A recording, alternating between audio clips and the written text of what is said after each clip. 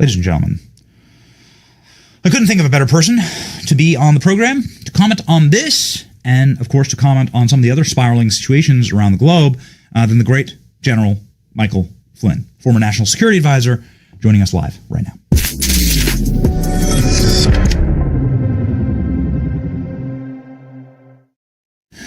General, should we be allowing military-trained sharpshooters who have explicitly threatened the life of the president to just go free?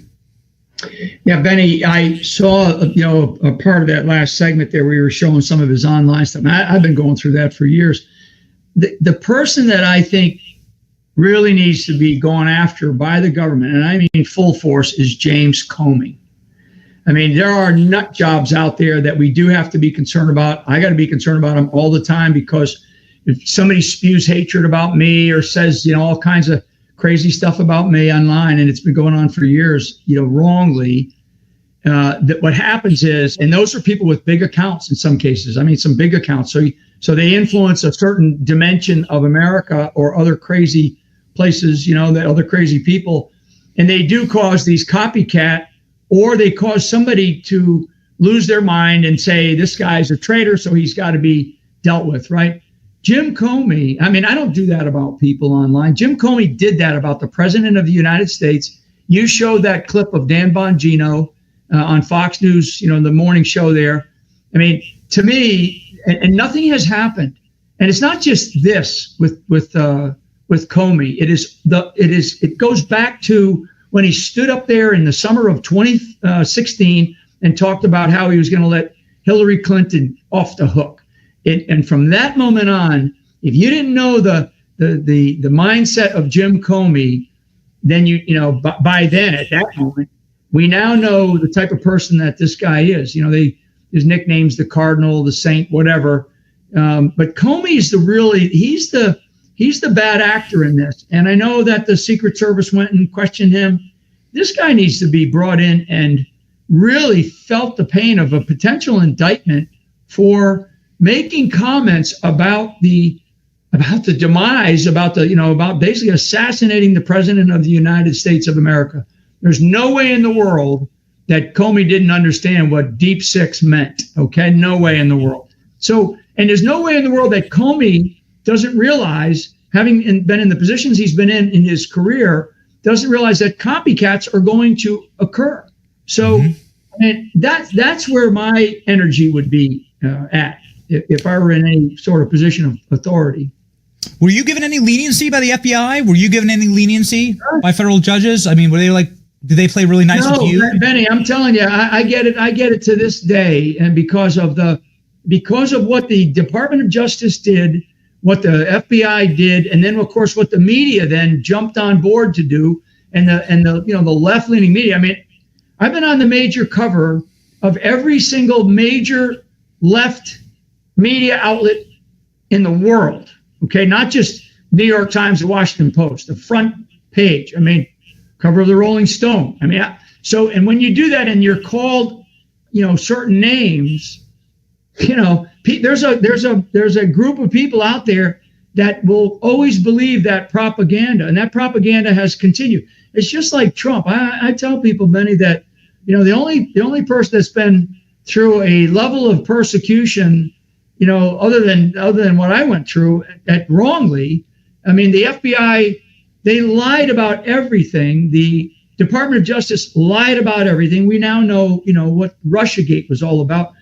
But the bigger issue, Benny, that we're facing, and we're facing it right now.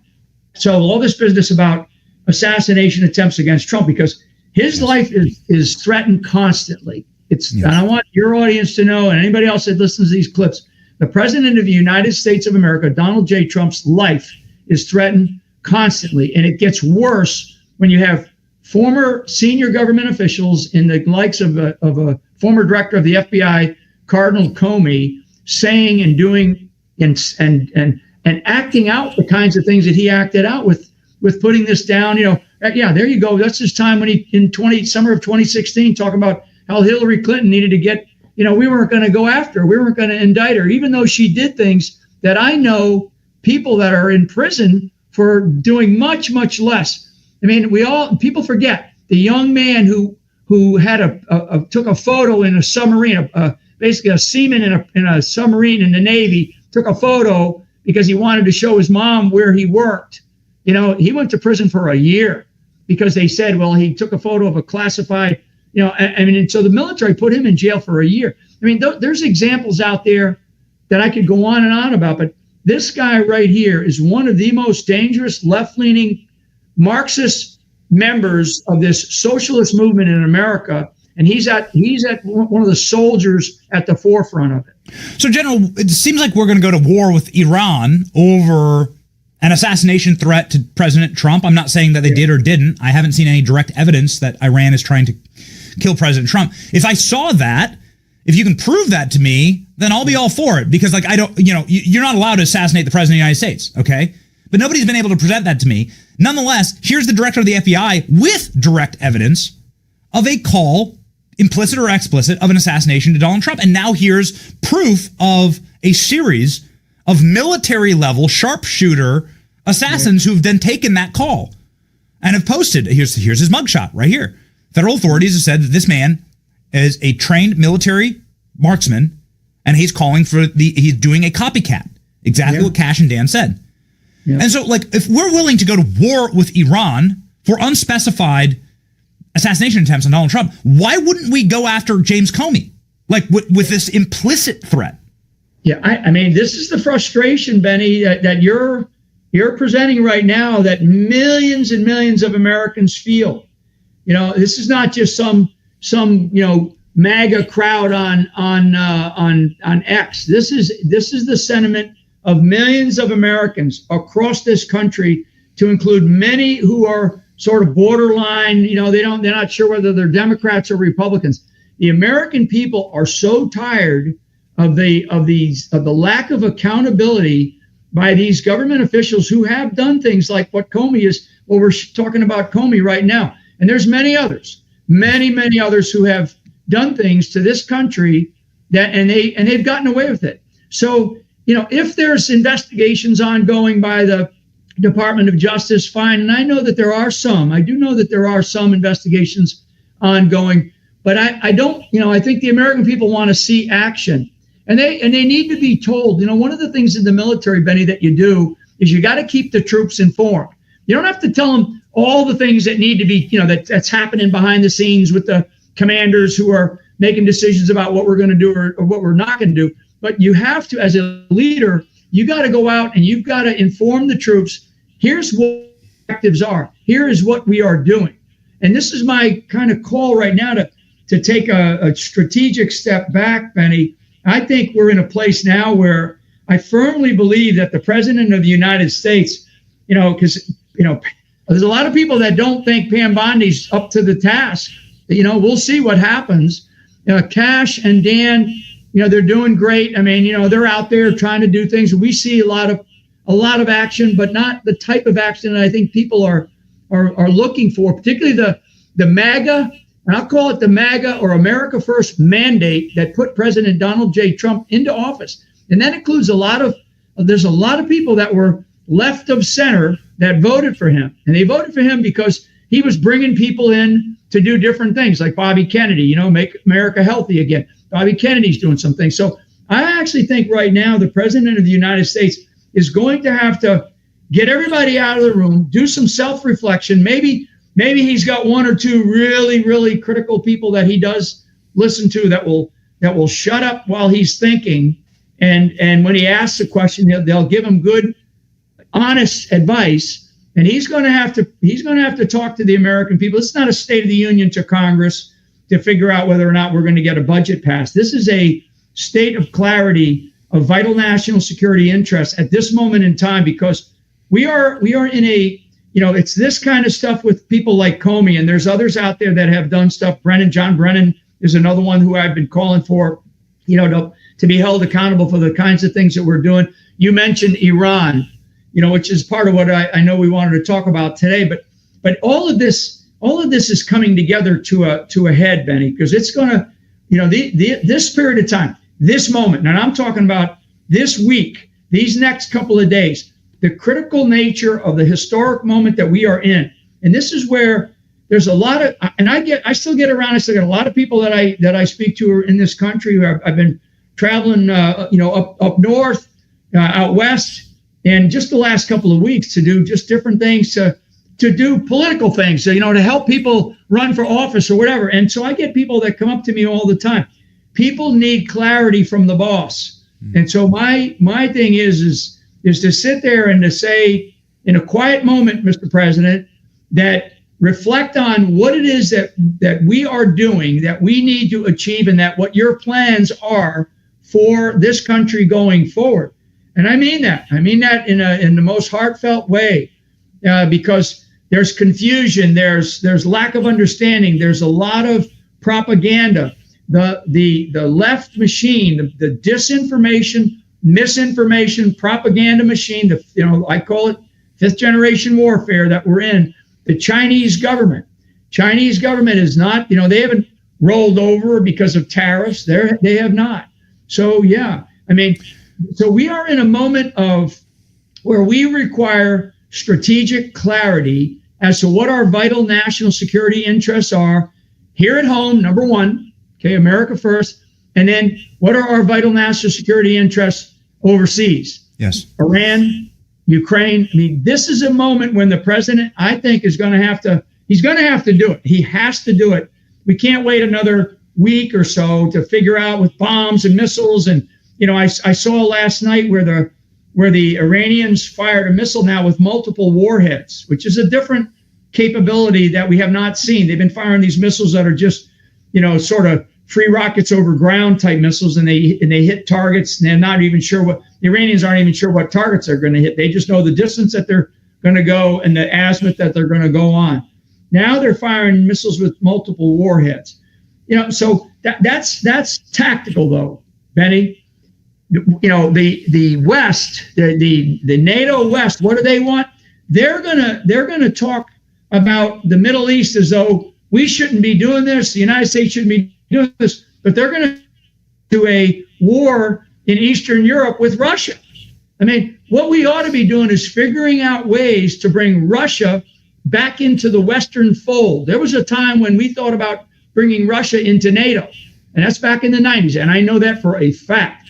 So we have to figure out how to get out, how to unass ourselves from this war in Eastern Europe, bring Russia back into the fold of the West, get them out of the hands of China, because as I said earlier in a post that I put out probably 2:00 this morning, we have got to figure out how do we, like we've heard the phrase in the past, pivot to the Pacific. We have got to pivot back to now what we call the Indo-Pacific. Why? Because India and China represent a third of the population of the planet. And people tend to forget that India and China are part of what's called the BRICS consortium, Brazil, Russia, India, China, South Africa, BRICS consortium, which is trying to control the global economic conditions, whether or not the US dollar is going to be the dollar of choice. All of these things matter. All of these things matter. Back to the beginning, Benny, what you talked about, these wannabes that see somebody like a Comey say, imply, actually specify that the president of the United States needs to be deep sixed. A former, federal prosecutor, a former director of the FBI, a former senior government official of both, of two presidents, Obama and Trump, until Trump rightly fired him. This is one of those times where we're going to have a lot of people in this country, and frankly, I don't know whether, I haven't seen the bulletproof intelligence about Iran, but I've seen a lot of information about Iranian influence in the demise, the assassination. They certainly, the leadership has talked about, basically, destroying and there's been mentions of killing Trump. But that's something that the president of the United States has to deal with on a daily basis. That's why he has the Secret Service. And the Secret Service, I'm sorry, Benny, go ahead. No, I want to get to Iran, and I really want to get your take on this landscape, because you were national security advisor to the president of the United States. You still have a deep well of knowledge of this, and obviously fought wars for America in this region. So I want to get there. But before we move off of this Comey news cycle and this new assassination of Donald Trump news cycle, you said something on our program a month and a half ago where you said, Jim, speaking directly to Comey, you should have finished the job. And I know you tried to have me killed. Can you expound on that? Like, I've never asked a follow-up on that, General. Like, what was going on there? I mean, I'm going to tell you, there was a moment, and this is, I've told this story in my documentary, and I got a book coming out here pretty soon. In fact, the 24th of this month, called Pardon of Innocence. One of the things that happened was I, got to a point with the Department of Justice, with the Mueller investigation. Comey writing them. What's up, guys? As a father of 4 and somebody who spends most of my time inside of a dark studio, I got to take every chance I can to get healthy and stay in shape. If you're wanting to burn more calories, or you're looking to help detoxify, or just want to help ease stress or unwind, Bon Charge's infrared sauna blanket is amazing. It works by using infrared light, which heats the body directly, rather than the air around it like a traditional sauna. This means you get the same benefits at a lower heat. Infrared heat can also help release endorphins, can leave you feeling euphoric after your session. So it's easy to set up and heats up rapidly. It's got the highest temperatures compared to other brands. After using the infrared sauna blanket Bon Charge sent me, I feel extremely relaxed and revitalized after each session. Did you know that Bon Charge ships worldwide, and all products are HSA FSA eligible for pre-tax savings for up to 40%. Plus, free shipping in every sauna blanket and a 12-month warranty. Go to boncharge.com/Benny and use the coupon code Benny to save 15%. That's BONCHARGE.com/Benny and use the coupon code Benny to save 15%. These statements and products have not been evaluated by the Food and Drug Administration. These products are not intended to diagnose, treat, cure, or prevent any disease or condition. Middle of this thing, Wiseman and the whole crew, and where I finally started to fight back, because I got to a place where it was like mentally with my family and intellectually, frankly, where we really started to get much better clarity on what was going on. I mean, I knew the whole time that I hadn't lied to the FBI agents. What they did was they came after my son. So that story has been told, and people can go watch the documentary that we created to historically define and tell the American people, those that care, what that was about. So when I stood up eventually and said, look, I'm dumping this white shoe law firm called Covington and Burling, which is not too far from where I'm sitting today, who was made up of people like Eric Holder, right? And I began to learn some of the things that they were doing against me, my own law firm at that time, right?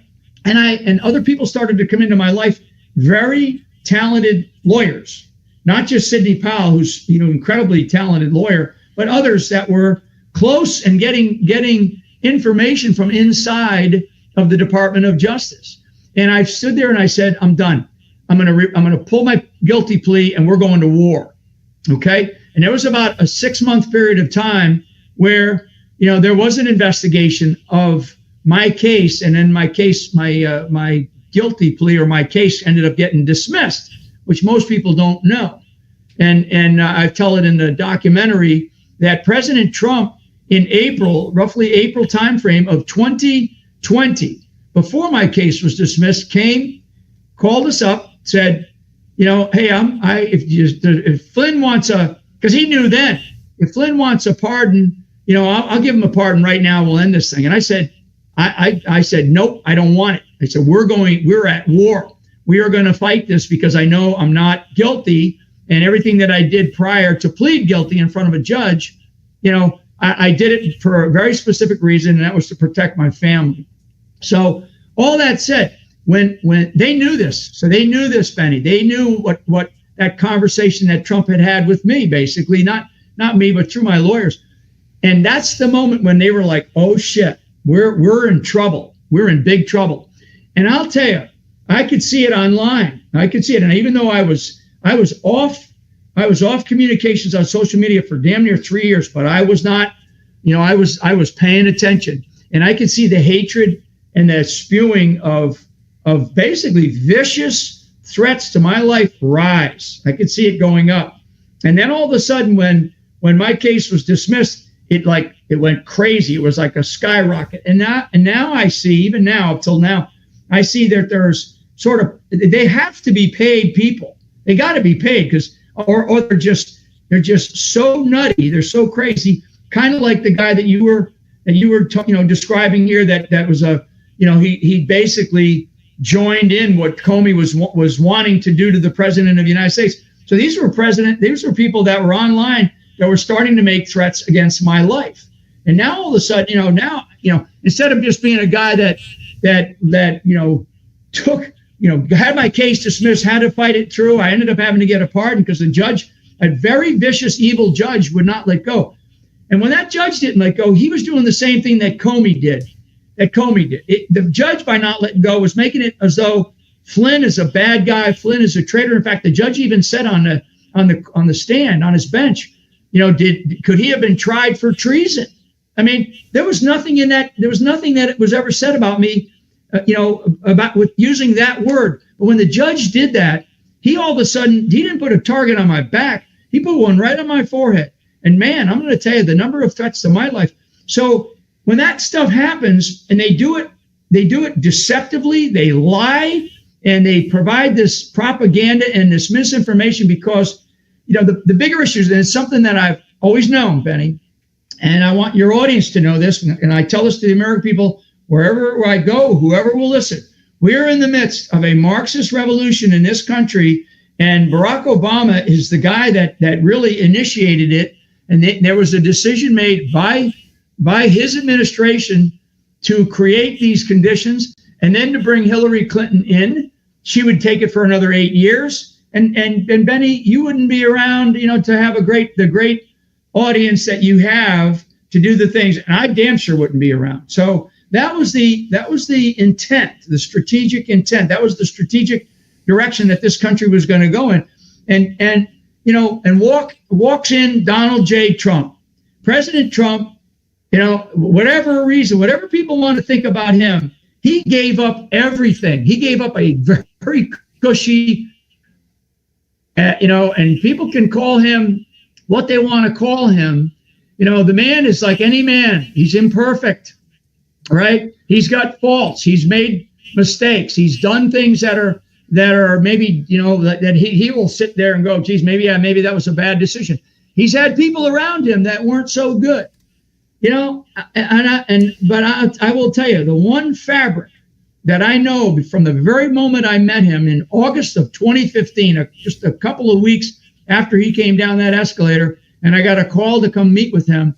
We spent hours together, and the one fabric that I know that Donald Trump will never let unravel in his DNA is his love of this country. That man loves this country, and he has given up everything and fighting for everything. But it doesn't mean that he's going to make great decisions all the time. Back to the here and now. Mm-hmm. Because we have a tendency in this country, Benny, to be very short-sighted and to think in terms of, gratification and what I need right now and how I'm going to feel this weekend and what I'm going to do this weekend, instead of thinking long-term. And Donald Trump needs to put on his sort of long-term thinking cap and his critical thinking cap. And, he's got advisors around him. Get everybody out of the room. Maybe just like I said earlier, bring one or two. Tell him to shut up until he's got a question. But and make some notes to himself, because he's a great writer too. A lot of times I would see people giving him speeches and he'd be scribbling through them. Now is a moment that the American people, America first, right? Trump's not doing this for Israel. He's not doing this for, he knows he's got to do and make decisions for the betterment of the people of the United States of America. Jim Comey, John Brennan, and others of that ilk. If the Department of Justice does its job, and I know that there are some people in there, but down below the deck plates, Benny, down in the bowels, there are still people that are working against this administration and working against Trump in the Department of Justice. Never mind in the intelligence community, in the Department of Defense, and in the Department of State, the sort of the national security structure of our country. I know that for a fact, because we have people coming to us whistleblowers, if you will, and we have been filing, helping people file cases, and we have some, and these cases are on the docket. So and we're feeding them in. So I know that there's certain things happening, but Trump needs to take a step back because, we cannot have former members of the FBI, because that's exactly what you have. You have these copycats, right? You have these copycats that come out. I know it for a fact because I've had to deal with them. And when it happens, when people spew misinformation about me, I started to try to fight back with lawsuits and stuff. That's miserable. That's not something that I can afford nor do. And frankly, it's not that easy when you are a high profile person. It's just not that easy. So I in a way, I've sort of given up that, and I'm doing it in a different way. I'm doing it in the way that I believe that, frankly, sort of like what a leadership lesson for everybody: control what you can control, and then take control of it. So where I'm at in my life right now, what I'm trying to do for this country, what I'm trying to do for Donald Trump and the members of his administration is to inform. I can get out in front of him if I want to, and there are times when I can disagree with him and disagree publicly because I'm not, right there in that situation room, right? I would disagree with him publicly in that situation room, but once I come out of that situation room, I'm not going to go outside, the wire and criticize him. That's happening to a degree from people that are in his inner circle. That has to stop. And this is where Trump is such a magnificent type of communicator, where he needs to say, and I know that he listens to this show, and I know that he hears some of the things that I say, but I really do believe, Benny, that this is a moment of that requires national clarity and a statement of where we are as a nation, because what are we, Iran is sort of, what's on tap right now. Yeah, you're showing some people there that people are confused. There's a lot of confusion right now. So anyway, I'll pause there, Ben. I want to talk with the time that we have left, I want to jump into this. So Iran, do they have a nuclear weapon? Have they tried to assassinate Donald Trump? Do you have any information that would push one way or the other? You've been national security advisor. How would you advise the president in this moment? Yeah. So one piece of background on me is I was the senior intelligence officer at United States Central Command, which is in the news these days because President Trump has had to communicate with. It's down the street from us. Yes, it's literally a couple blocks away, actually. So President Trump has had to, probably on a daily basis or multiple times a day, he's talking to General Eric Kurilla, who's the current commander of Central Command. So I was the senior intelligence officer, and I will tell you, CENTCOM, the Central Command that takes care of a number of the nations out there in that part of the world, probably has the best, is one of the best intelligence systems on the planet, certainly for the United States of America. There's some really, really talented people there, and there was a lot of talented people there when I was there. So I was there in 2007 to 2008.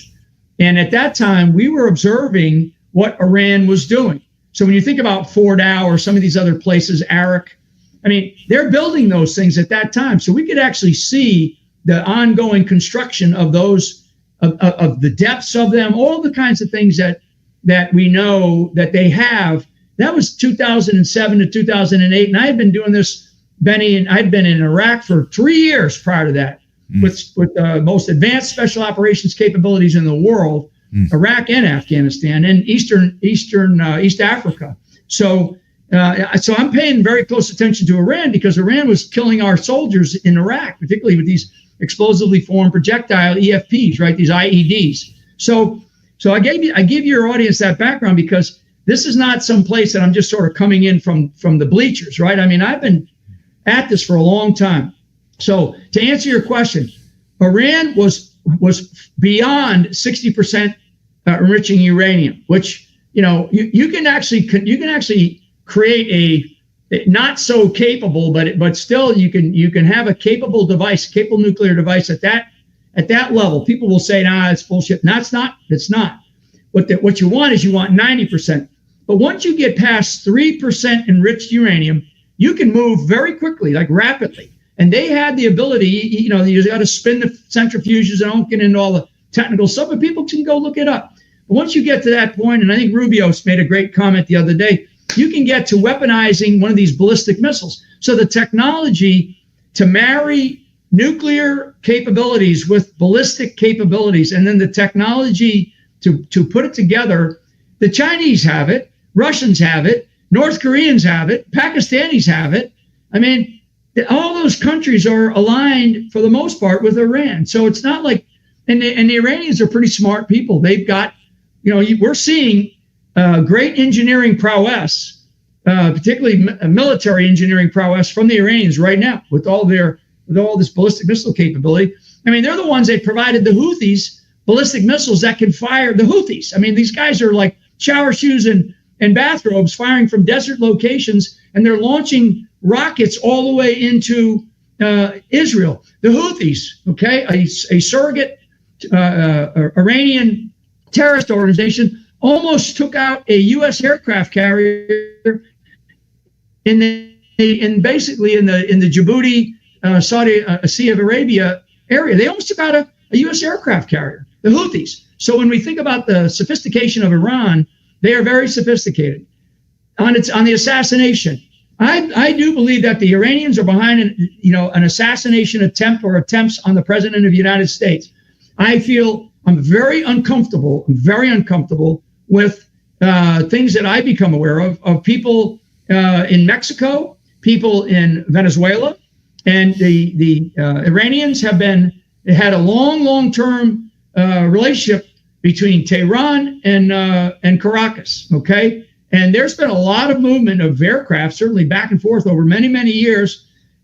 Same thing up and into Mexico City because of embassies that exist. I mean, embassies, people think embassies is, some ambassador. Embassies are like platforms, and every country in the world knows this. Embassies are like platforms to conduct operations from. Let's face it. I mean, and we can, that's all open source, and we can read about that. So what I'm concerned about is are people inside of this country, left-leaning communists who are former members of our government, who are still operating in and around this nation and in and around certainly the intelligence community, because they still maintain some modicum of control or influence, despite Donald Trump taking clearances from them. Doesn't matter. These people still have influence. And Trump is a existential threat, meaning that he is a threat to the way that these people want this country to go, okay? Which, like I said, we're in the midst of a Marxist revolution. And these people want this country to go towards a American sort of way of socialism or communism with American characteristics, right? Like China is a different type of communism than Russia, Venezuela, Cuba. They have their own sort of characteristics. That's what people that were former members of the Bush administration and definitely members of the Obama administration, and people that were around the Clinton, even the Clintons back to when Bill Clinton was in charge. I mean, communism has always been a threat in our country. It always has been. Communist Party of America was formed out of New York State, in New York City, in the late 1919, 1920, the Bolshevik Revolution. So, I don't go through a history lesson here, but this has been a problem for our country for a long time. I believe there was a decision made, and I believe this, and I can go back and cite different times that this was made when there was a decision that Obama was going to be the president of the United States. And they almost had Gore in, right? Except for one county down in Florida. So that's where we are. I'm not making this up. I'm not, reading it on the internet. This is my life, Benny. This has been my life this is what I study. This is what I examine. This is what I analyze. And I have a lot of people that I listen to, and I make my own decisions about where we are. What I'm saying is what I believe. People can take it for what it's worth, or they can turn it in, throw it in the circular file. we are in I would say, I mean, I said this the other night, and I hate to be Debbie Downer, but we're sort of in a moment of grave risk, and Trump has to be very careful because, and that's one of the things that I said on X. You know, I put it out on X this morning, that the Chinese, when we deal with the Chinese, because the Chinese are supporting Iran, okay? Chinese are supporting Iran in a big way. When we deal with China, we cannot forget that they have been stealing from us blind through our labs, through our universities, through our corporate world for the last 30 years, taking intellectual property. They have also been murdering, I mean, hundreds of thousands of people in the last few years. Tom Homan said the other day, this past year, 250,000 deaths from fentanyl. Okay, fentanyl. I think Tom Homan said that like less than a week ago. So that's a number. I thought it was maybe 100,000. You know, when he said 250,000 this year. So never mind the last few years. So we're dealing with a country, China, the CCP, not the Chinese people, the CCP, because it's always that way. It's like Iran. It's not the Iranian people. It's the Iranian regime. It's the dictatorship that's controlling that country, just like the dictatorship that's controlling China. So they've been killing hundreds of thousands of Americans. They've been inserting fentanyl down into the streets of our urban components of our country, the cities, right? And they get control of district attorneys. They get control of mayors. I mean, this is what the left does. This is what the left does. This is how communism doesn't sleep. Communism doesn't give up. So we can't. And we have taken for granted our freedoms in this country for far too long. And it doesn't mean that I want anybody to give up any freedoms that they have. But I want people to wake up to what it is, what it means to get involved in this country, what it means to serve this country. And This is what Donald Trump needs right now.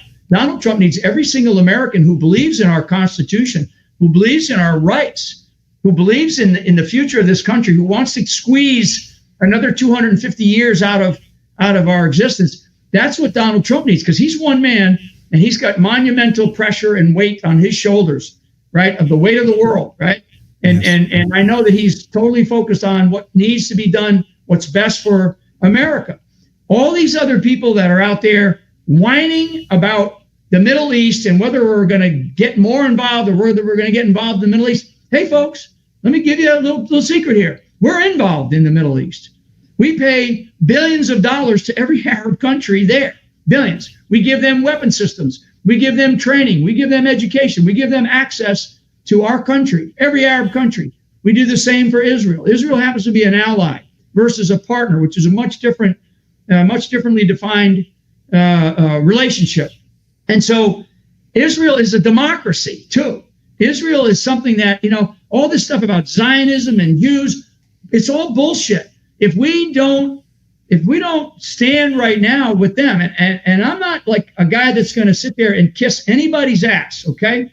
That's part of the reason why I'm on the outside right now, because I don't kiss didn't kiss the ring of Obama, don't kiss the ring of the GOP, frankly, and I'm not somebody that's going to stand there and not speak my mind to a guy like Donald Trump when everybody in the room's go, oh, we can't talk like that.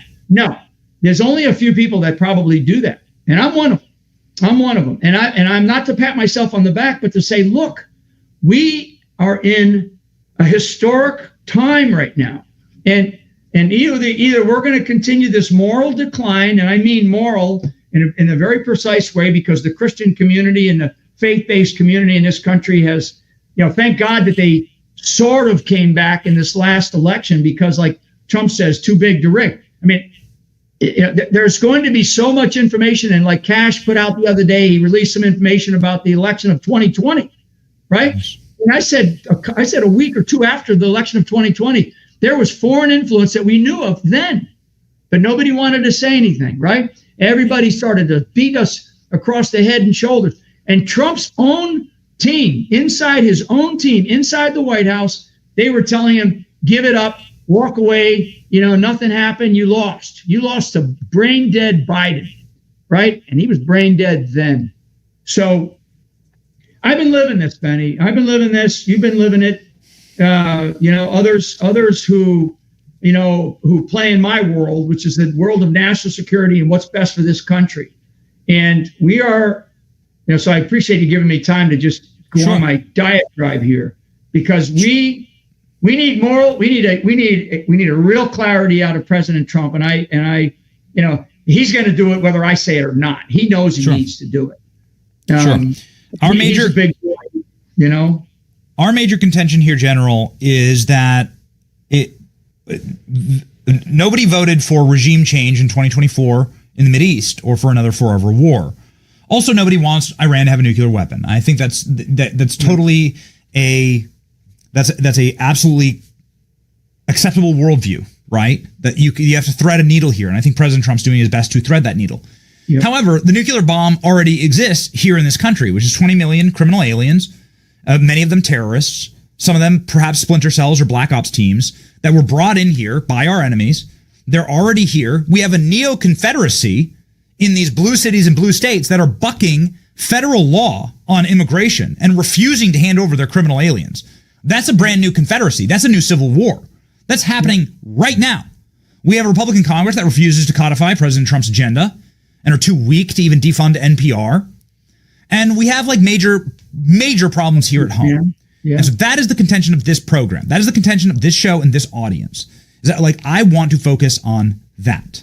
And that seems to be the largest and most existential threat to us right now. Yes, there's a nuclear bomb. It's already here. Yes, it was created by our enemies, but it's our enemies domestically here in this country. We covered this breaking news from this morning. It has to do with the Kash Patel releases, because Kash Patel is now releasing more information on the FBI. We talked about China and the thousands, millions of illegal IDs and illegal voter ballots.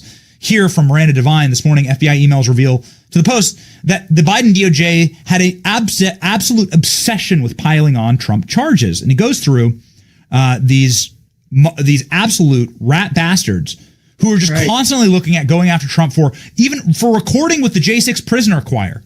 This is the thread of emails. They were trying to charge Trump for recording the Pledge of Allegiance. It sort of like reveals. These are the same people that like put Peter Navarro in leg irons. These are the same people that probably went after you, right? I don't know if you know the specific same people. Benny, let me jump in because Gardenia is the individual that they're going after here. And I guess what I'm asking here, General, and let me like put this into a question. Sorry for the long question, but what I'm asking here is like, when do we start putting people in leg irons, right? And like when do you reverse this tactic on the people that are properly the enemy of the United States of America and are openly trying to insurrect democracy right now in our country? Yeah. So national security and presidential authorities, okay? The president of the United States, for national security purposes, to protect and preserve, okay? He's the only one that takes the oath of office like this, where he says, to preserve the Constitution, right? Nobody, not even the VP, preserve the Constitution, never mind protect and defend. So the president with presidential authorities has the full authority to make decisions about holding people accountable. And he can hold anybody he can get up in the morning and come in and go, okay, I want the following people arrested. He can do that. He can do that if he feels that he needs to go take that measure, because we are in the midst of a internal revolution and people are trying to destroy this country internally. That we're former members of the U.S. government, senior government officials that were former members or former senior government officials. So he has the authority to do that. The president, the Department of Justice, the Attorney General of the United States is not the senior law enforcement officer in this country. They are not. She is not. The President of the United States is the senior law enforcement officer in this country, because he has extraordinary national security powers, right? And so he can make decisions. Trump doesn't want to go there. I feel it. I see it. He doesn't want to go there. So that means that the rest of his national security team, principally those in the Department of Justice and the FBI, they're going to have to go to him and make some serious recommendations, because you're right. And I'm going to tell you, the intelligence community in 2020, during that election, prior to the election. Actually, the FBI reported prior to the election, I think it was 30 October, that Iran was basically trying to manipulate and influence the outcome of the upcoming election. I think that was like the 30 October. So the U.S. intelligence community knew then that our election in 2020 was being influenced and manipulated by foreign actors. They did nothing. They didn't report it to the president. And I had spoken to the president a couple of times during that period of time. And, there's all kinds of misreporting about what I was recommending to him. But that's an argument for another day. But our intelligence community knew then and did not come forward and say it. So now you got to go back and look at who was running the intel community then. Because I can tell you, on the 7th of January, the day after the infamous 6th of January, the day after, John Ratcliffe came out. And people can go back and look at it didn't make much, didn't get much press because J6, right? They were trying to make J6 into an insurrection. Hey man, we're live streamers. We are live multiple hours per day, sometimes multiple times a day, oftentimes on the weekend. The grind never stops in the Trump era. It is a high stress, high pressure job. We love it. We're not complaining, but it's not great for my high blood pressure, which I naturally have. And now my nurse wife wants to keep me alive, and I do have 4 kids, so I have some good reasons to stay alive and kicking. High blood pressure is a major risk factor for mortality. Nearly 1 in 2 adults in America have high blood pressure. There's a 50-50 chance that you are affected with high blood pressure. Getting help taking control of your blood pressure is critical for your health and longevity. I've taken this really seriously as I'm pushing 40 now, and I use 120 Life. 120 Life is a blend of great tasting superfruit juices. Unlike many health drinks, 120 Life is refreshing, flavorful, and they make it very easy to incorporate it into your daily routine. 120 Life comes with a risk-free 2-week trial pack. They offer a money-back guarantee if your blood pressure does not improve and you're not satisfied. 120 Life has been endorsed by hundreds of health professionals with ingredients that have been endorsed by thousands. Thousands have benefited from 120 Life, making it a trusted choice for getting help managing blood pressure. You should see the results for yourself. 120 Life can provide visible, measurable changes in blood pressure. Use a simple monitor at home to track your progress. I do, and it's been remarkable. For a limited time, try 120 Life and save 20% off. Use the code BENNY at checkout at 120life.com. 120 Life offers a risk-free trial with a full refund if you don't see a lower number in 2 weeks. Go to 120life.com and use the code BENNY, B-E-N-N-Y, to save 20%. There's nothing to lose except your high blood pressure numbers. Go to 120life.com and use the code BENNY to save 20% off and receive free shipping today. Use the code BENNY for the special offers. These statements have not been approved by the Food and Drug Administration. This product is not intended to diagnose, treat, cure, or prevent any disease. Ratcliffe came out on the 7th of January and said the Chinese interfered in our election. Okay, well, what? He knew that before the 6th of January. He knew that before the 5th of January. He knew that back. So I'm just putting information out there that was known by the intel community. And John Ratcliffe finally said on the 7th of January, which I was like, when I saw that, I was like, holy shit, what did he wait this long for? Why didn't he say this way back? And then maybe President Trump could have done and made some other decisions, right? The president of the United States, just because he's the president, he doesn't get all the information, especially he doesn't get it when people withhold it from him, okay? So that's number one. That's a big box. That's a big bombshell that I just dropped on your show. And frankly, that's well-known. It's well-known information right there. But now, thank goodness for Cash and Dan and these guys are starting to put some of this stuff out. But it hasn't stopped. It hasn't stopped. Then when they were able to insert Joe Biden into the White House, which is what they did, then they came after Trump. And they were really, the GOP is just as much to blame, Benny, okay? So this is not about, I'm attacking the left. The GOP is just as much to blame. There are people in the grand old party, right, that wanted Trump to go away. They were begging that he didn't show back up on the screen and go, like he did, whatever, a year and a half later and go, hey, I'm going to run for president again. I'm going to give it another bastards. They're not going to take me down, right? And he did. And man, believe me, there was a lot of gnashing of teeth inside the grand old party, inside the establishment of Washington, D.C. And a lot of people, you go back and look at the articles that popped up, the leaks and all that kind of stuff, not from government, but from establishment types, because they didn't want Donald Trump to come back in. Why? Because what did Donald Trump do? What did he do? And I'm not sure he knew it when he decided to run again.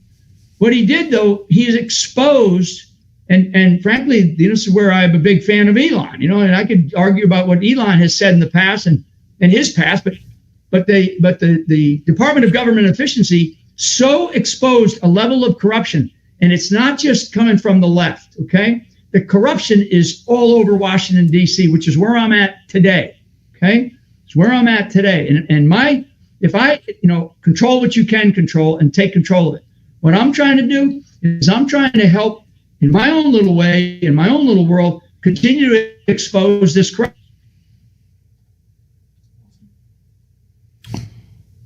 We apologize. Republican senator. Yep. I don't know if we dropped you. Yeah, we just dropped you for a second. Yep. Thank you, General. Please. Well, I was going to say, to me, I don't care who gets exposed, but Trump, he intuitively knew that he was not going to give up because he's just not a quitter. He's a fighter, as we all have learned. And his family is right there with him. That's a good thing. But Trump has so exposed a even deeper level of corruption. It's more than the deep state and some of the names that we've talked about on your show today. It is so insidious. It's so deep, and it runs across all of Washington, D.C.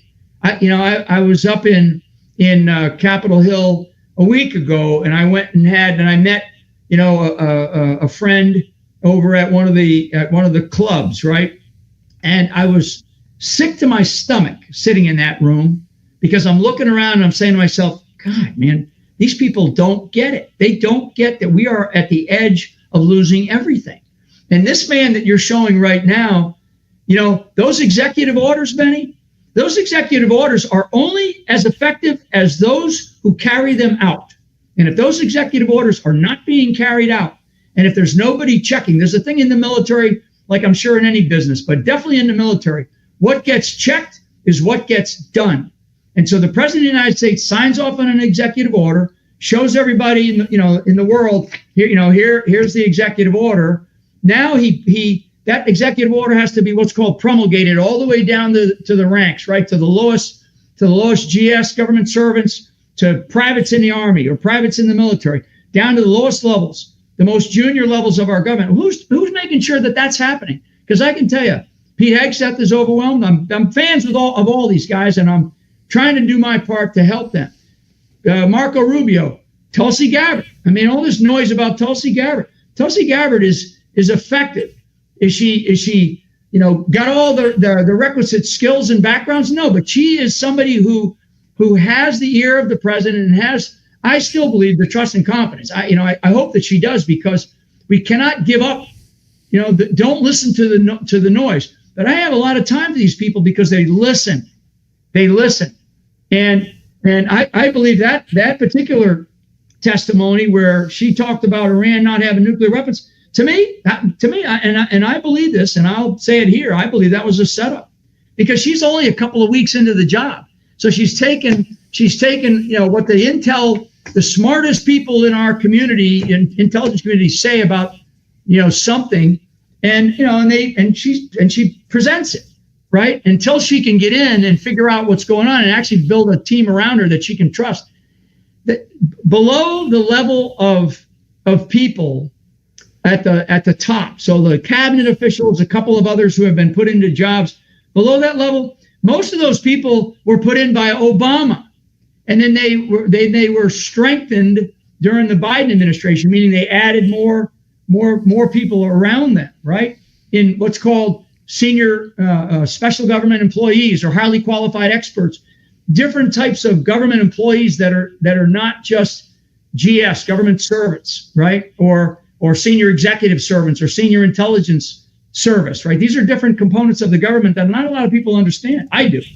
And so who is executing those executive orders on a daily basis? Who's going out and checking randomly, showing up to Benny Johnson's studio and going, okay, Benny, are you using this particular thing with the FCC? Who knows? I want people to understand. I want to put it in the perspective of your audience, because somebody's got to check. So your contention here, and I'm sorry, but I just have to ask a follow-up on this, because it's wild that you're saying that Tulsi Gabbard may have been given incorrect information in order to create some sort of frictions there. We've obviously seen this with Signalgate, where there's still no proper explanation as to why one of the most anti-Trump visceral reporters was added to a classified chain. I'm sorry, Benny. It happened to me. It happened to me when I was the director of the Defense Intelligence Agency. My testimony, okay, this happened to me, but I had 5 years of combat experience, right? I'd been fighting these bastards for a long time, and I had been studying them like I've been studying the Chinese for 40 years. My testimony, my written testimony came back, and the White House had changed it. They wanted me to say a certain narrative that Obama was talking about at that time. And that was the reason why under the Obama regime, I'll call it a regime, under the Obama regime, I was let go, because I was not going to follow the narrative. And I didn't, in very public testimony, where all the others, a very famous picture of Clapper, Comey, Brennan, right, myself, and we were asked the question about Al-Qaeda and ISIS. And because remember, Obama said Al-Qaeda's on the run, bin Laden's dead, right? So that was the narrative that they wanted. I didn't follow that narrative because it wasn't the truth. It wasn't the truth. And so, but I knew, because I had at that point in time, I had about 30 plus years of experience in the intel community, and I knew how intelligence can be weaponized and politicized. I knew it. That's just not my thing. I came off the battlefields where, if you weaponize or politicize intelligence, people are going to die. And so that's what our intel community became, particularly under Jim Clapper. Jim Clapper is one of the worst bureaucrats. Jim Clapper was a bureaucrat in the intel community for, I think, 55 years. So right? They tried to manipulate your testimony. Yeah, so that's why I say with Tulsi, I'm not surprised that Tulsi was given, because Tulsi's just in the job. It's like, what are you going to expect her to do? Go and study? I mean, maybe she challenged, but she's like listening to people who are the experts, right? Yeah. Okay. Well, it is a very unenviable position to be in, President Trump, the hand of God on him, clearly, because I don't know any other man who could withstand the amount of pressure that he is under right now, and doing it very coolly and very calmly and threading this needle. Again, you have real problems no matter what choice he makes. I mean, there are going to be major results that could be good and bad, and it's a tough position to be in, especially with a bunch of rats around you and a bunch of people leaking or trying to manipulate your administration. Just really quickly here, just very quickly in the end, because J.D. Vance is somebody who is advising the president, is in his ear and is in these meetings. Seems to be a very steady hand. Would you advise the president? What would you advise the president right now, given the circumstance with Iran? Would you advise him to strike Iran right now?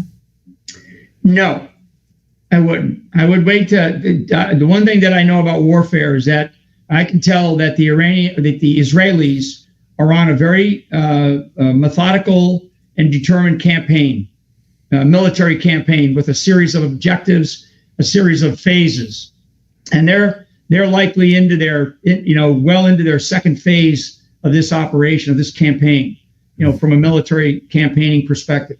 So I would not.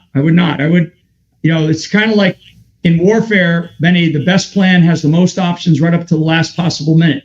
So the president has to have all the options available. And if he decides to use them, he needs to know, when I make that decision, how long is that going to take to implement? When I make that decision, how long is that going to take? So he's got to have the timing and the sequencing and all these kinds of things in mind, and people around him.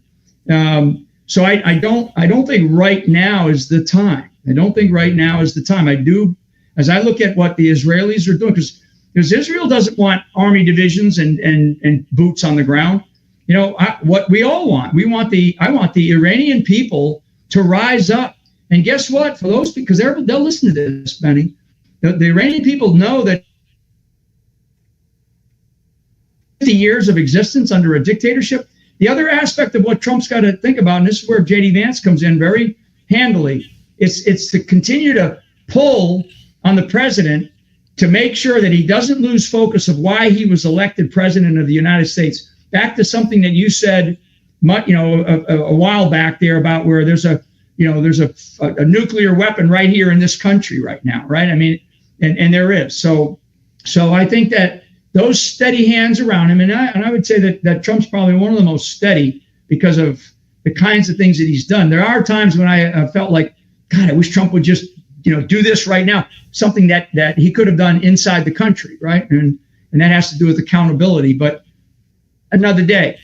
Because right now, the steadiness that he requires are those options that I just, we've talked about, and he needs to know the timing and the sequencing. So right now, I would say hold. I would say, no, just hold on that option. Let's see how the Israeli campaign continues to unfold, and let's see what the world is going to do, because NATO is going to try to pull Trump into the war in Ukraine, and what are we going to have? I mean, that's nuts. That's nuts. So that's nuts up there what we're doing, and over $500 billion we spent. The Chinese, with what the Israelis are doing, remember how much oil the Chinese pull through the Straits of Hormuz, and I said it this morning. That's a very devastating thing, as well as the tariffs. So there's some boxing going on here. If you think about a boxer who's in one stance and then changes the stance, right?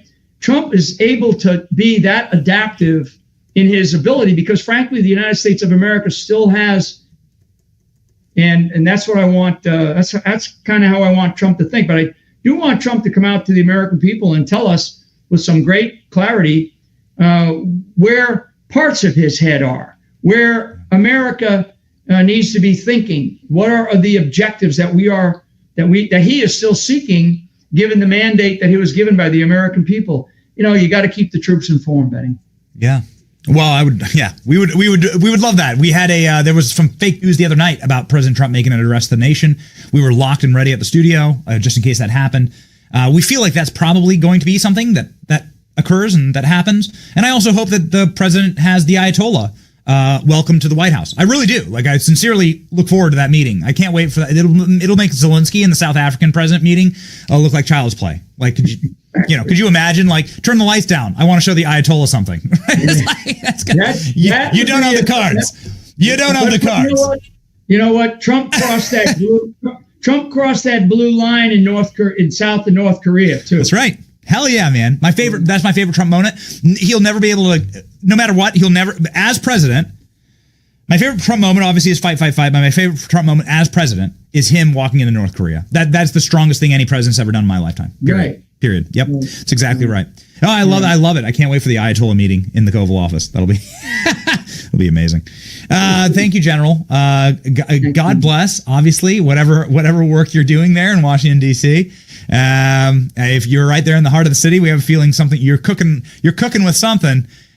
So we look forward to seeing what you have to do. Here's the General's book, by the way. Here's the Amazon link. It's called Pardon of Innocence. He spoke about it earlier in the show. If you want to go pick it up, here it is right there on Amazon. And here's the General on X. It's got 2 million Americans follow him. Obviously, you should be one of them. Fight with the people who are fighting for us.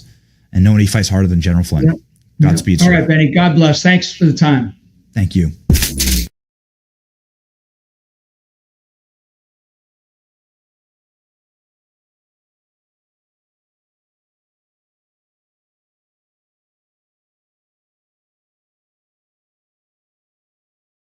Close your eyes, exhale, feel your body relax, and let go of whatever you're carrying today. Well, I'm letting go of the worry that I wouldn't get my new contacts in time for this class. I got them delivered free from 1-800-CONTACTS. Oh my gosh, they're so fast. And breathe. Oh, sorry. I almost couldn't breathe when I saw the discount they gave me on my first order. Oh, sorry. Namaste. Visit 1-800-CONTACTS.com today to save on your first order. 1-800-CONTACTS. Hamdani is an indicator because he's not the first socialist to take over a city. He will be the first socialist to take over New York City, which is kind of a bellwether for the direction that the United States of America is observed by the rest of the world. I mean, it is an international city. And if we have this guy wants to eliminate the New York City Police Department and turn it all into a bunch of social workers. He said that. We've got this from the Post-Millennial. PolitiFact says Mamdani's city-run grocery stores are not communist. Indeed, the fact-checking outlet responded directly to a Truth Social post by Trump saying he's not a communist. False. I love this. I mean, the dude's literally a communist. As the saying goes, the goal of socialism is communism. And the dude's an avowed and overt socialist, but sure. They said that wanting free buses, daycare, rent control, city-owned grocery stores, none of that makes him a communist. Yeah. Okay, what they're basically saying is that you are not a communist or a fascist or a Nazi until after you're elected. By this logic, no one's a white supremacist. Literally, somebody who's advocating for certain policies isn't actually a white supremacist because, well, they're not proposing a full system where white people control and rule everything. They're just literally saying white people should have certain access. I remember when the Klan started talking about white rights. I'm not kidding. There's this big story like 8 years ago where it was like, I is a communist. Eventually, that's how you get. If they're really going this route, may not flip Democrat in the next midterms.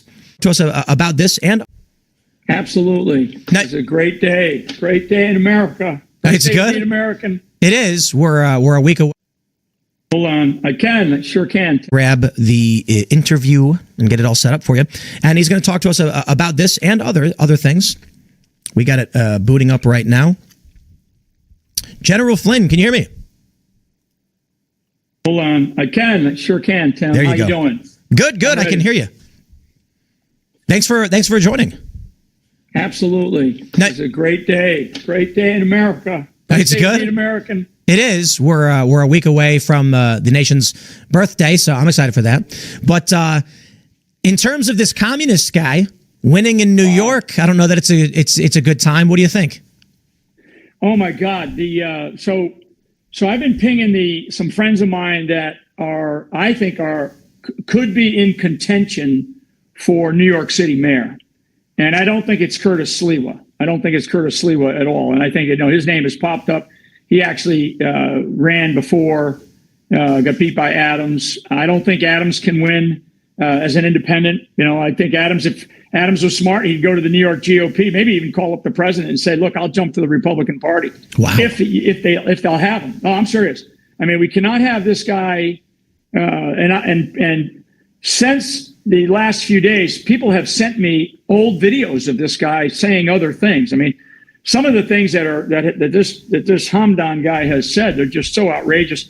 He believes, and the soft word, Tim, is socialism. It's not socialism. This is pure blown Marxism. And this is part of the Marxist takeover of the country that frankly started with Barack Obama, and I think people, when we really, the historians that really deeply examine his background, and I'm not talking about whether he was born in the States or not, but just the kinds of belief systems that he had and what he did to parts of our government, and then created a sort of a shadow government, if you will, when Trump won, which was a total, it was in 2016 when Trump won, nobody believed it. Between the time that Trump won and the time that he left, there was a shadow government put in place. And we now know it's roughly about 3,000 people that were put into different parts of the government, many in the Department of Justice, certainly the intel community. And then Trump goes through his first, his 45th administration, right? As 45. He does fine. He did a great job. He got beat up a lot. Russiagate was the big to-do. Nobody's even paying any attention to that anymore. Fast forward 2020, you get, I believe, a completely rigged election. We get I call him Uncle Joe. Everybody knew then that he was having, stages of dementia even back then. And we now know from recent testimony in front of Congress with the woman who testified that, well, she was just told to auto-pen these documents, right? I mean, so there's more to that. But so then you have another 4 years of this element. And this element is a Marxist, socialist, communist component of what used to be the Democrat Party. And your audience, I'm a former Democrat, right? I always said that when I supported Trump back in 2015 and 2016. I was a registered Democrat. I always said I never gave a shit about politics. I never even voted for president of the United States when I was in the military, Tim, because that was my commander in chief. I don't want to say, well, I didn't vote for that guy. I didn't vote for that loser because of the decisions that I'm having to execute. No. So I made a very conscious decision early on, but I was a Democrat. I was we call him a Kennedy Democrat. Then you jump to the 2020 to 2024 period of time, right? And what they were able to do, because they learned. So when I say they, this is this Marxist movement inside of this country, which has clear ties to the globalist element, within the whole globalist community of the World Economic Forum. We don't need to go down that rat hole right now. There's a lot there. But yeah, there's a lot to unpack. But these are people, right? These are people with ideas and ideologies and intentions, and they're well funded, and they see the world in a completely different way, right? They see the world as sort of a one world government, right? World Health Organization, trade, bank, all these different UN. So you had 4 years. So, when I ask, what is Odoo? What comes to mind? Well, Odoo is a bit of everything. Odoo is a suite of business. You could look at what is Odoo? And sign up now at odoo.com. That's ODOO.com. And in that 4 years, without the acknowledgement or the intention of Joe Biden, because he just wasn't switched on, what they did was they created it and they infiltrated inside of the government, even in a much, much broader, stronger way. So now Trump comes in, and I'm totally on Team Trump and Team America here, but the challenge for Trump, and because I do want to talk about Iran, and I want to mention a couple of things. I know some things that you were interested in, and I am, and I think their audience is as well. But there is only a crust. It's kind of like you got a big snow bank, right? And then there's a crust of ice at the top. Well, Trump has not been able to break through that crust of ice yet, because down below that crust of ice, that crust right now, you got people like Pam Bondi, Kash Patel, Tulsi, all the name brand people that are standing on that crust, and some of them are trying to step on it and beat that crust, beat a hole in that thing to crush the ice and get down into the depths of where that snow is hiding out, right? And all these people are hiding inside of it, because there are many. Trump has got to hire like 4,000 people. Now I know he's like saying, well, we're not going to hire as many. Well, you got to make sure that you understand the processes that the government runs on. So if you're going to make Marco Rubio the Secretary of State, National Security Advisor, head of USAID, head of all these other things, those are processes, or there are processes in our government, Tim, that still have been running for a long time. Doesn't mean that they're right. It just means that the bureaucracy runs on those, and unless you control them, it's like getting a hold of a friggin' pit bull who's attacking, your buddy's dog. I mean, you got to yank that. You got to put the choke chain on that sucker, and you got to pull it back.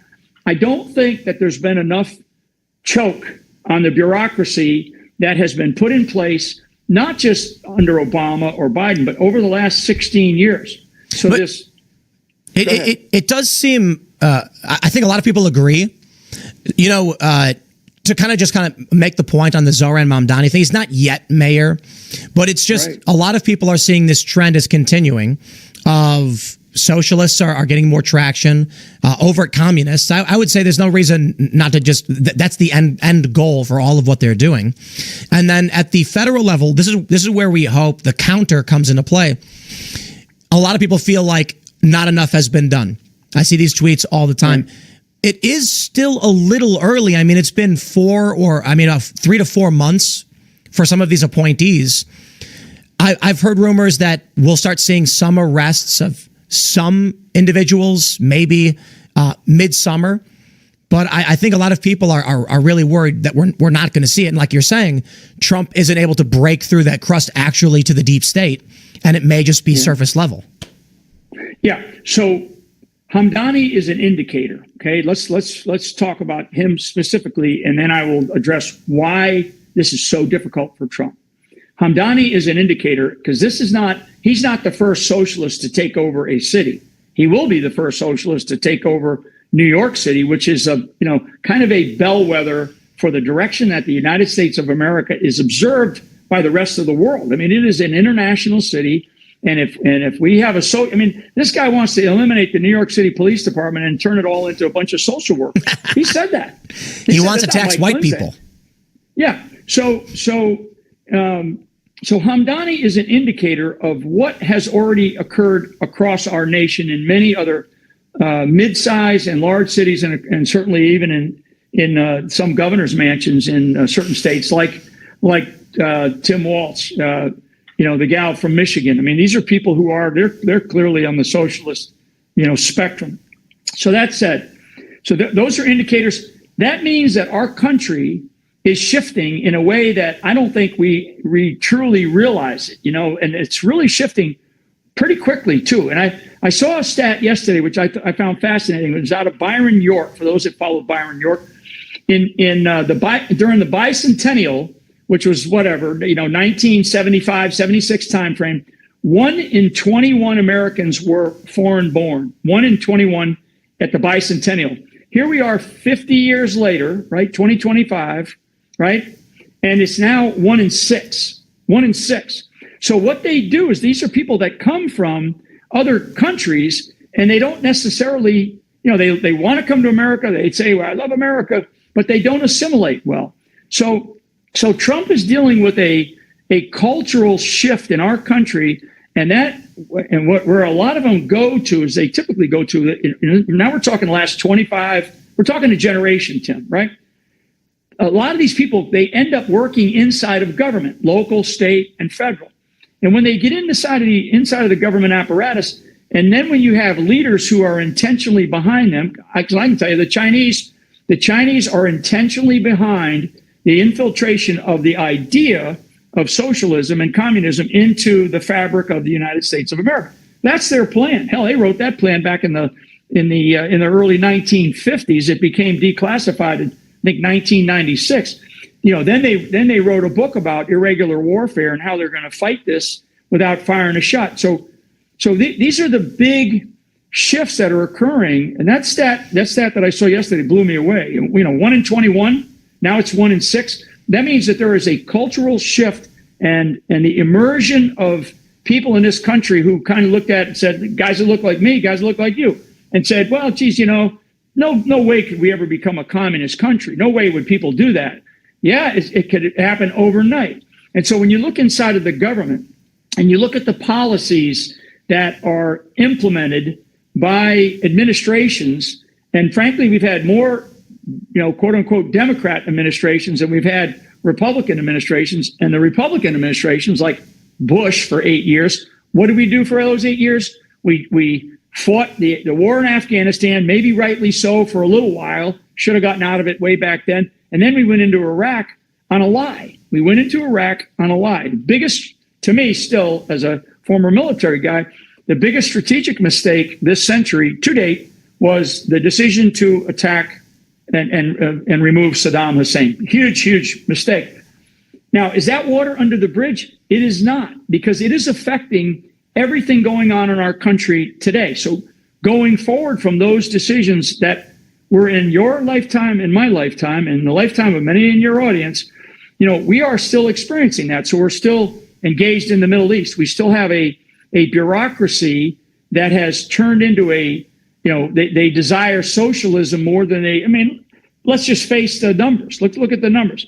The number of people in the federal government of Washington, D.C. is like 96% of that federal government voted for, I forget her name, Kamala. They voted for Kamala, right? 96% of the federal government voted for Kamala. That's a stat that we know. So that means that you've got people that would have preferred Kamala Harris over Donald Trump. Why? You say to yourself, and now we look at like Tim Walz. Tim Walz the other day, he's testifying the other day. And what does he do half the time? He does the Comey trick. I don't recall, right? Such bullshit. Let me ask you something. One of the things that Trump is doing to try and rectify this, I think, is the mass deportations. You're mentioning the high intent, like the high percentage of foreign born. And this means people who are not raised on American values and the American tradition, understanding the history or not being attached to it. Doesn't mean it's impossible. It just means they're less likely to be. And so Trump says, well, okay, if you're an illegal immigrant, you got to go. And this is second biggest issue in the election. Help deliver the win for him. Big, beautiful bill largely is funding all of this stuff. And so with that, you have this guy, Zohran Mamdani, in New York saying he will protect illegal immigrants on their property, on city property, from deportation. Now, my argument is we are facing an existential crisis as the country is being split politically, on the verge of imploding. And Donald Trump won a popular vote on the platform of let's deport illegal immigrants. Yeah. My argument is at a certain point, these sanctuary jurisdictions, these Democrats that are obstructing ICE law enforcement need to be charged with seditious conspiracy, which I believe it absolutely qualifies for. That they are conspiring to obstruct federal law enforcement, to delay law enforcement, and to use force to do so. More importantly, the conspiracy itself gives Democrats extra congressional seats and electoral college votes in these states where they're counting illegal immigrants towards the census. So my argument, maybe extreme, I don't know, if someone like Zohran Mamdani was publicly stating, vote for me, and I will protect illegal immigrants from deportation, the DOJ needs to go in and say, if you do that, we will charge you. Yeah, let's cut to the chase. If a city mayor, I don't care what mayor it is, I don't care if it's New York or Seattle or Portland. Portland's going through hell right now. Yeah. Any mayor that does that, those buildings, the president of the United States has the executive authority, and frankly, under national emergencies, has the authority to do damn near anything he wants. Now, we want to make sure that the president doesn't get out of control, and remains benevolent. But if he wants to federalize buildings for the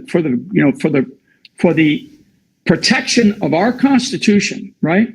I mean, one of the things that the people forget, the president of the United States is the only person that says in his oath of office, he uses the word preserve, not protect and defend. Use the word preserve. Only one, Tim, and for your audience. That means that the president of the United States, by the mandate of the people of this country, given him, we give the judgment of us, in a majority, to the president of the United States to make these decisions. If you got a guy like Hamdani that says, all you illegals, come on into the mayor's office and, we'll feed you. And you know what? Trump has the authority to go in there and seize that building and those individuals. If, now the left will lose their mind and they'll start suing them. But Trump has the responsibility to preserve. Now, the other thing is that this business of deportation, because the big, beautiful bill, I'm not, there's parts of it that I would argue against, to be honest with you, but he needs a budget. I mean, guys like Tom Homan, his budget to be able to do the things he needs to do is in that big, beautiful bill. So the government can't move forward. The establishment, the uniparty in Washington, D.C. loves it. These judges that have been blocking and tackling anything that Trump says, they love this. This is what they're doing on purpose, to intentionally delay, so they can basically say, their first year, buddy, is gone. We did our job. Now we're going to start worrying about the 2028 election, not even the 2026 election. I mean, Christ, I've already saw an article the other day out of Wall Street Journal about who the next candidates are for president of the United States. One last data point, I think, for your audience. If we started in February, okay, let's just say we have 20 million illegals in this country that came in under the Biden administration. If we started in February, that means that we have to deport about 460,000 a month to get to the end of 4 years where we've gotten the majority of them out. I mean, I'm not a math major, but all you got to do is take the 20 million, divide it by 48 months or some number of months where you think you're going to be able to do it. That's a lot of people. We're not doing that right now. We're not doing that. That's why I love this. I love this alligator Alcatraz that they're building down in Florida. Build it as big as you want. There is this challenge right now in that over the past several decades, through policies of the uniparty establishment, we have a younger generation that doesn't want to or doesn't know how to work. And so I've encountered this. There are businesses by me that have shut down. There's a restaurant, a Thai food restaurant that recently went out of business by me because they couldn't find anybody to do the job. They were trying to hire kitchen staff and they couldn't find anybody. So the argument we're getting now, and while this is a real phenomenon, there are people arguing to Trump, don't deport the farm workers, even though they're illegal because we don't have the labor force. How do you solve for this 30-year mass migration of 20 million plus illegal immigrants into the country? And I also want to stress this too. We'll put a pin there. When we say 20 million illegal immigrants, what people don't understand is there's 10 million or more that were illegal in the past and were either granted amnesty or some kind of path to citizenship that now have legal status, but still are a component of. The U.S. did not train its younger generations to work hard and for the responsibilities of inheriting this country. And now the concern is with these mass deportations, which of course I agree with, we're going to end up with labor shortages and economic risks. Yeah. So a couple of things, because I was at a restaurant, kind of what you're talking about, up in New Jersey last month. And like everybody that was serving us was speaking some type of actually European language, right? And I said, so what's, my buddy who owns the restaurant, we're sitting there talking. I said, so what's the deal? Like, you got a lot of people that look like they're from, they're speaking as though they're from like Eastern Europe. He goes, yeah. He goes, I can't find anybody to take these jobs. And, this is waiting on tables, bussing the tables, cooking in the kitchen. And so he got a really good system down on the H-1B visas, right?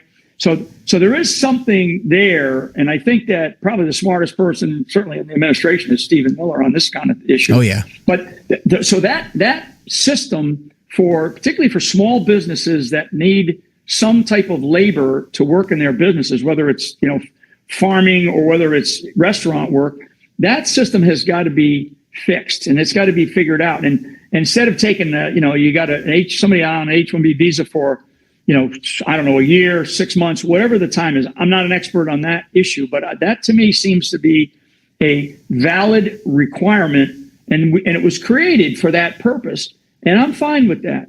What I'm not fine with is the fighting back from these mayors, particularly mayors and some governors that are fighting back, getting rid of some of these criminals, known criminals, judges who are allowing criminals to go through their courts and then let them go out on probation or something. I mean, when we've got people that are getting they're having their asses kicked at abortion clinics because they're out there praying and they end up going to jail because they got involved in an assault or something. I mean, our system is so turned upside down.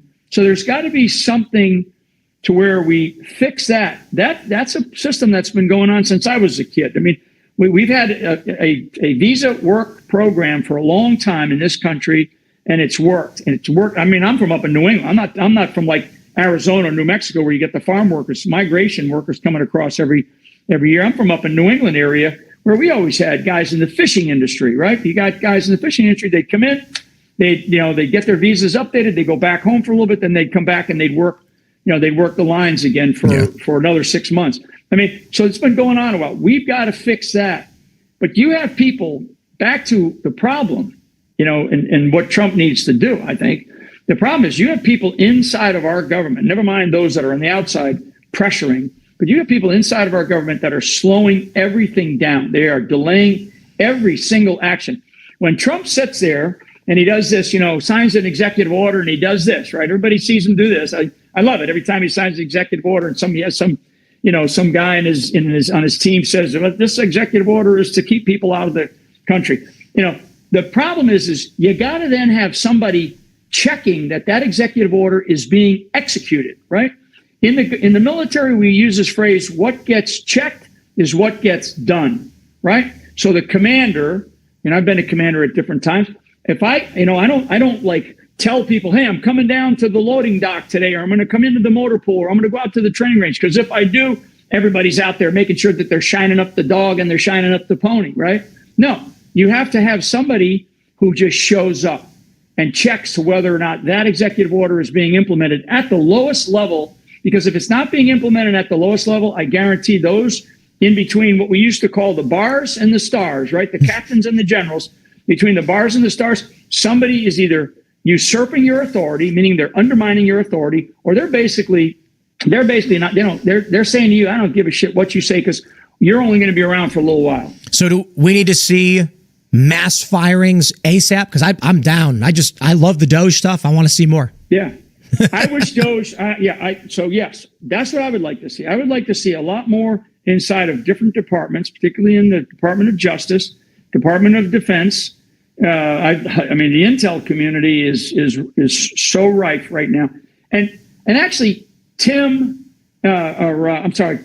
and Pete Hegseth and Pam Bondi, they have the mandate from the American people to do it. And you think the president's going to go and say, oh, no, I don't want you to fire anybody. No, if Pete Hegseth turns around and says, I'm going to relieve all the chiefs of the services, I'm going to tell them, thank you for your service. Put your paperwork in. Next Friday, you're done, right? The people are going to go, thank God, finally, because those individuals were responsible for DEI policies for the last 4 years and many others in there. So that's just the Department of Defense. Never mind the intel community, the Department of State.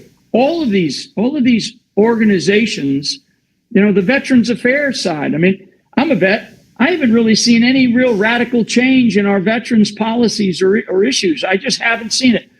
So it's not Trump as much, because Trump is like, he's the director. He's the orchestrator, right? And so he's like saying, okay, this is what I want. Now it's up to those individuals, many of them who have never served in government or have never served in a place where they led large organizations. Because when you lead a large organization, it's a lot different than tooling around 4 or 5 staffers when you're a member of Congress or, frankly, on Fox News, right? I mean, even an attorney general at the state level is much different than an attorney general at the federal level. In fact, on that note, the attorney general for the United States of America doesn't have to be a lawyer, has to be a leader. And so I guess what I'm saying is that the American people want accountability. Accountability is not just somebody being indicted by the Department of Justice. Accountability is telling, you, Tim Pool, your podcast sucks. You're done. We're going to move somebody else in.